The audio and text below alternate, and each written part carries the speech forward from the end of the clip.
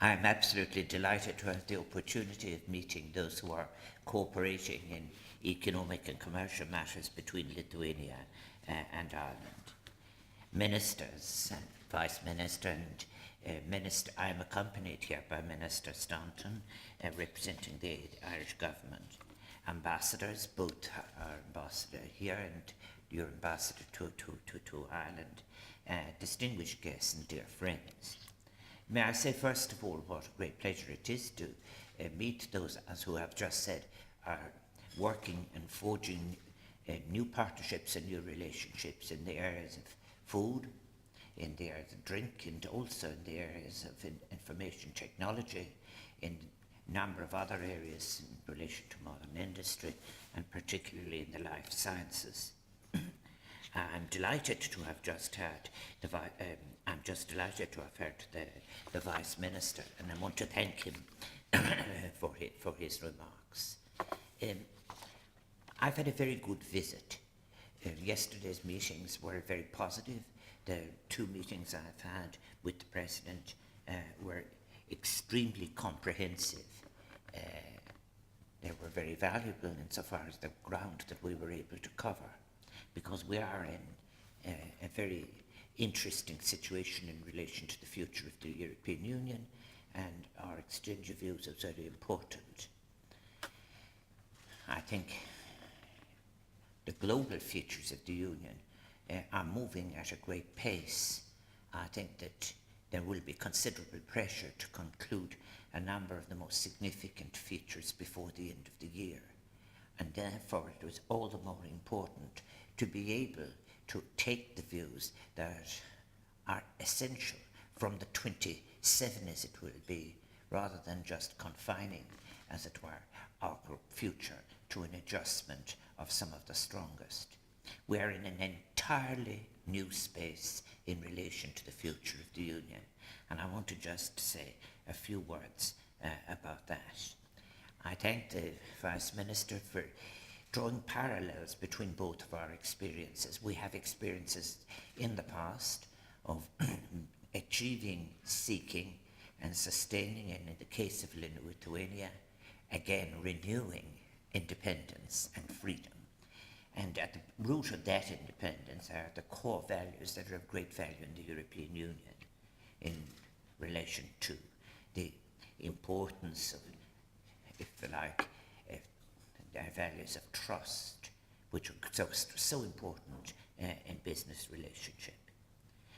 When I look at the figures as well, the Vice Minister I know will be very happy to know Lithuania is one of those countries who has a favourable trade balance with us in Ireland.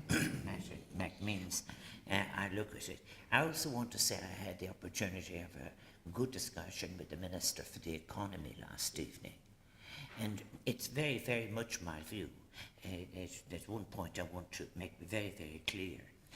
I think that Lithuania's capacity in the high technology area, for example in relation to lasers, is one of the best kept secrets in the world. It already has a very, very high level of achievement.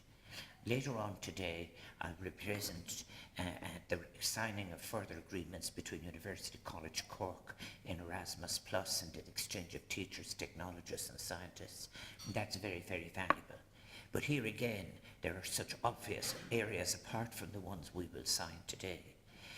Lithuania has made very, very significant advances in relation to energy sufficiency. Already there in relation to gas, very, very many good projects in relation to electricity. And then I think as well, something that I've emphasizing is going to be a feature of both of our economies in the next several decades. And that is when the diaspora that is available to both of our countries turns into a form of circular migration, where people will return with new skills and new talents that will be made available in economies that will become ever more localized.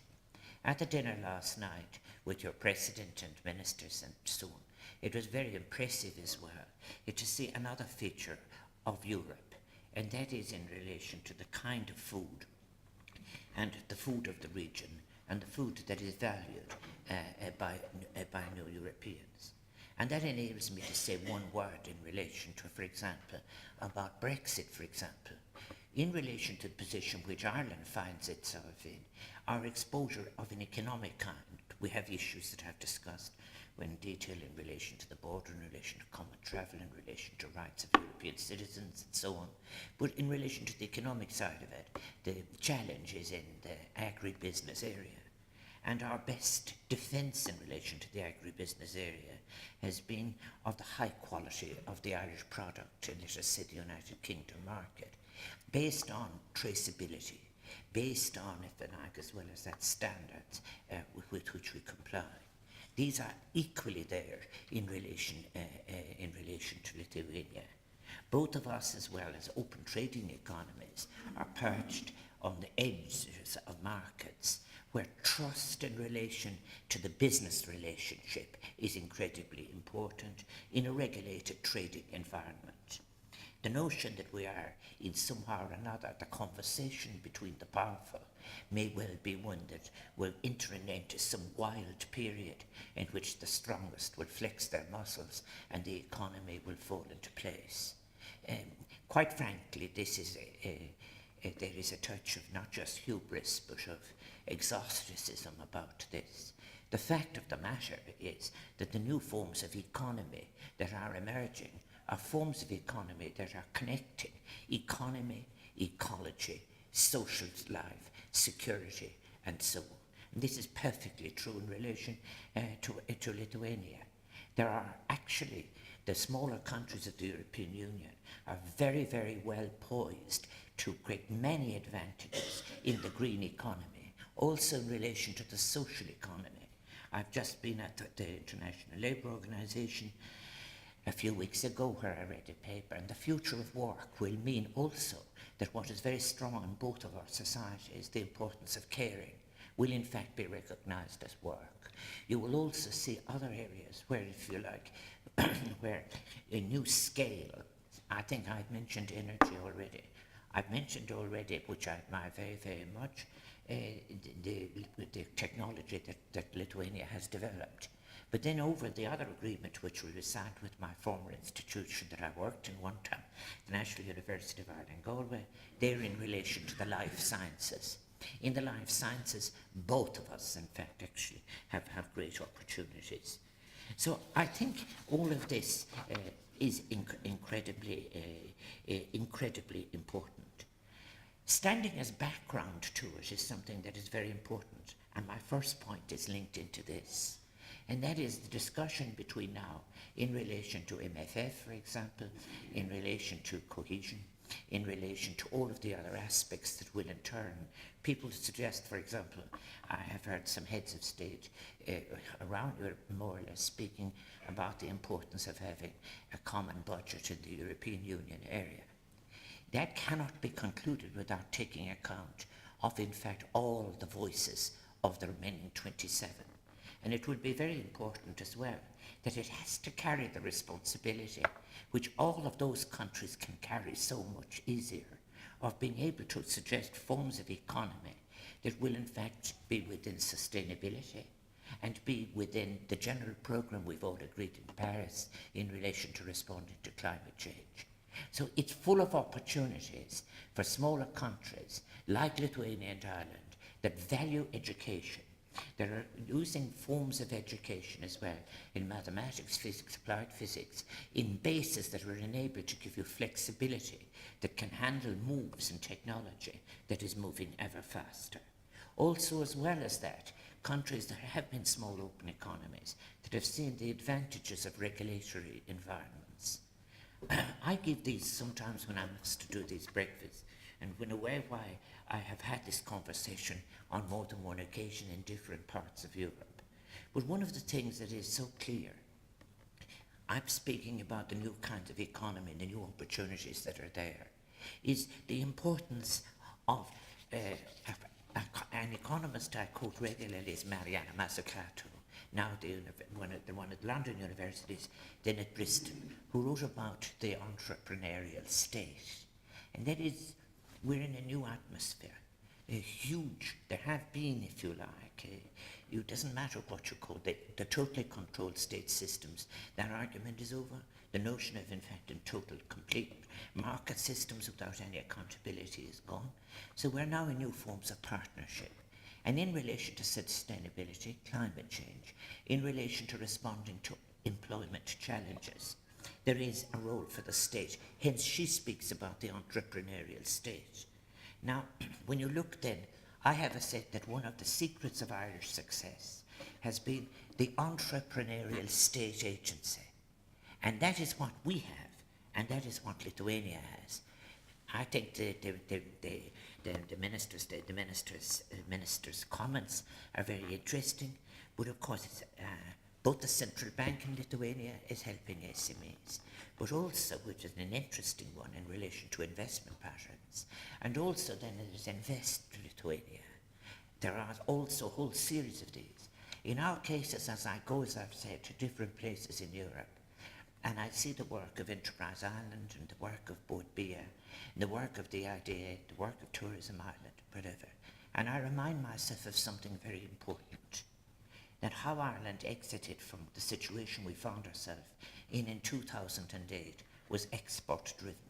It's the significant distinction between our experience and some of the Mediterranean economies. Our exports increased by 40% right through the 4 years of the worst of the crisis. And therefore, our present situation and your present situation owes much, in fact, actually, to state-led enterprises as well. And therefore, where we are in many cases, in that world of where populations are adjusted to rather narrow fiscal models, the narrow fiscal model is not what saved Ireland. In many cases, there is a reduction, of course. There were disciplines that were imposed by the Irish government in terms of, let us say, somewhere between 17 and 23%, depending on how you calculate it, in relation to public service pay. But frankly, it is what Lithuania does and what Ireland does in relation to exports and so on that has been very valuable.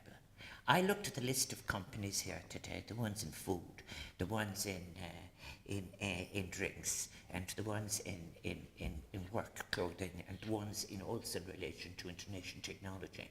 I so thank you for coming together, because that is the shape of the economy in the future. And I think as well, I was looking at, for example, the figures. I think the consumption of whiskey is up about 40%, and there are some very unusual markets around the world in which Irish whiskies are performing. For example, I think in Japan, where there's a very significant increase.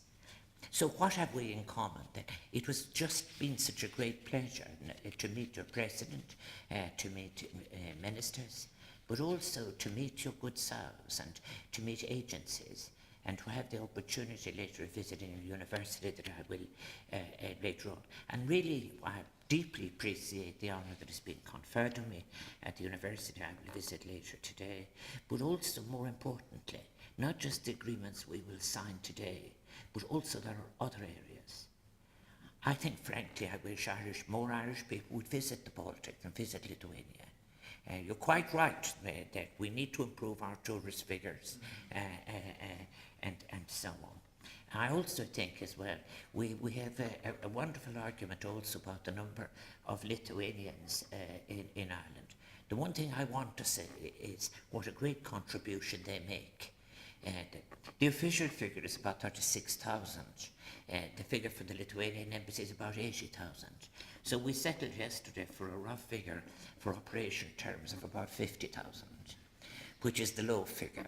But at any event, anyway, I want to say, not only are they making an economic contribution in Ireland, but they make a valuable cultural, musical contribution.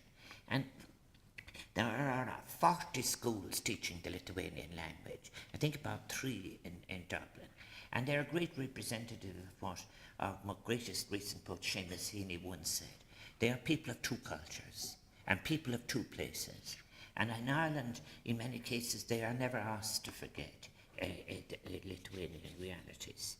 Now, I want to just only say one other thing then and say that, quite frankly, I think it is an exciting time It's a challenging time in the European Union. Globally, the biggest challenge is in terms of those who are seeking to undermine the multilateral system. Every day we read of a new challenge. But one thing I have even admired in my long experience in public life is that the conversation now, it's very interesting. It will not able to be confined to the roars of the most powerful or the negativity of the most powerful. If we are to restore confidence in Europe, in the European Union, and offer what I call now a needs-based, eco-social form of political economy, it means that we in Lithuania, you in Lithuania, we in Ireland, we countries, we can bring satisfaction across the basic needs of society, the highest levels of participation, the most intelligent forms of new innovation, the use of science and technology in an ethical way. That is most likely to come from countries like Ireland and Lithuania, and it gets a huge boost when people who believe in that are cooperating with each other.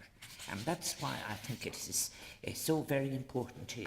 We don't live to define ourselves only by products, but by the lives we share.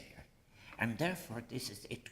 I hope there will be many, many more bilateral engagements between institutions as a result of my visit.